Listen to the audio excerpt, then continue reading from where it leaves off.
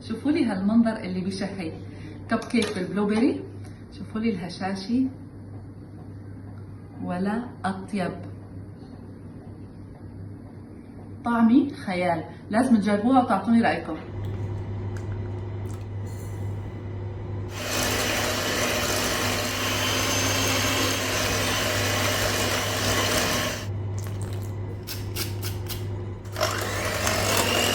هسه راح اخلط المكونات الجافة. عندي الطحين، بيكنج باودر، ورشة من الملح، نخلطهم مع بعض.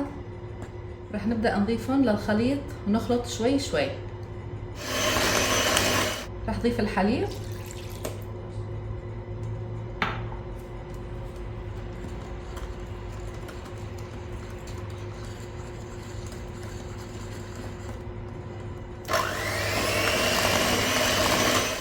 راح اترك كمية قليلة من الطحين، راح اخلط فيها حبات البلو بيري وارجع اضيفها لخليط الكيك. قلب بالسباتولا حتى يختفي الطحين.